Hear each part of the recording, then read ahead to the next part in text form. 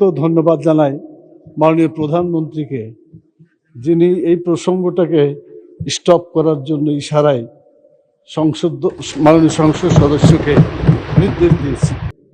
মাননীয় সদস্য, অপ্রাসঙ্গিক কোনো বিষয় বক্তব্যে না নাই ভালো। একজন রাজনৈতিক নেতার পরকীয়া সম্পর্কে আপনি মন্তব্য করেছেন। সাধারণত নিয়ম হলো যে যার এখানে এসে জবাব দেওয়ার সুযোগ নাই তার সম্বন্ধে অভিযোগ তোলা সংসদে সমীচীন নয়। 2 নম্বর, আপনারা মুতা বিয়ে সম্পর্কে আমার কাছে কেন জানতে চাইলেন? আমাকে কি এক্সপার্ট মনে হয় এসবের ব্যাপারে? মুতা বিয়ে হলো সম্ভবত কেউ যদি বিদেশে যায়, বিদেশে অবস্থানকালে হয়তো টেম্পোরারিলি 1 মাসের জন্য বিদেশে গেল, আগের কালে নিয়ম ছিল 1 মাসের জন্য তিনি একটা সোকল্ড বিয়ে করতে পারতেন বা একজন পার্টনার খুঁজে নিতে পারতেন, এটাই আমার ধারণা। তবে এগুলা নিয়ে সংসদে আলাপ আলোচনা না হয় ভালো। আর অপ্রাসঙ্গিক কোনো কিছু অনুগ্রহ করে এখানে তুলবেন না, এর কোনো দরকার নাই। মাননীয় উপনেতা, আপনি কি বলতে চান? আমি তো কি মুতা বিয়েতে এক্সপার্ট নাকি? আপনি বলেন। মুতা বিয়েতে আমি এক্সপার্ট না, তবে কনসেপ্টের ব্যাপারে আমি জানি। প্রথম কথা হচ্ছে, মাননীয় স্পিকার, আপনি খুব রাইটলি বলেছেন, যিনি এখানে উপস্থিত নাই তার ব্যাপারে এ ধরনের আলোচনা তো এখানে হওয়ার সমীচীন না। আমি আশা করি, আর মামুনুল হক সাহেবের ব্যাপারে যে তথ্য দিয়েছে এটা একেবারেই ভুল তথ্য। উনি কোনো মুতা বিবাহ করেন নাই, গাজীপুরের কোনো জায়গায় এরকম কোনো ঘটনা ঘটে নাই। যেটা হ্যারেস করা হয়েছিল নারায়ণগঞ্জে, ওনাকে উনি বিয়ে করেছিলেন এবং এটা এখন এস্টাবলিশ আছে।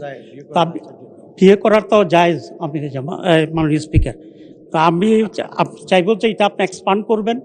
পার্লামেন্টের রেকর্ডে এই ধরনের ভুল তথ্য এবং ভুল বক্তব্য থাকা উচিত হবে না। ধন্যবাদ মাননীয় স্পিকার।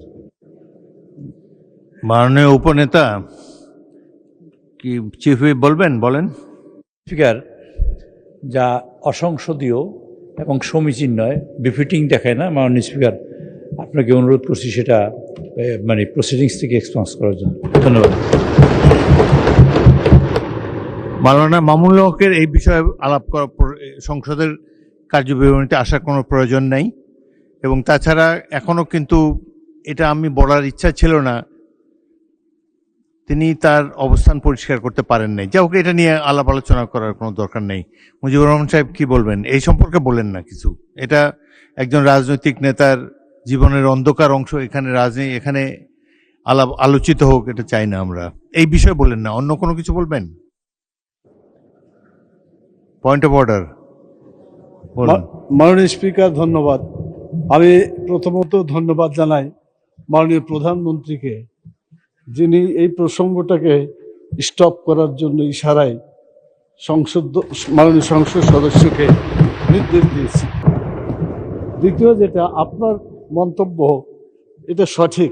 এক সময় ছিল মুতা বিয়ে করা যেত, কিন্তু পরবর্তীতে হারাম হয়ে গেছে, এটা নিষিদ্ধ, এখন করা যাবে না। এই কথাটা আপনি যোগ করে দিলে এটা সঠিক তথ্য থাকবে না। এভাবে থাকলে মনে হবে যে বোধহয় এখনো কিছু করা যাবে। এইটা আর করা যাবে, এটা হারাম।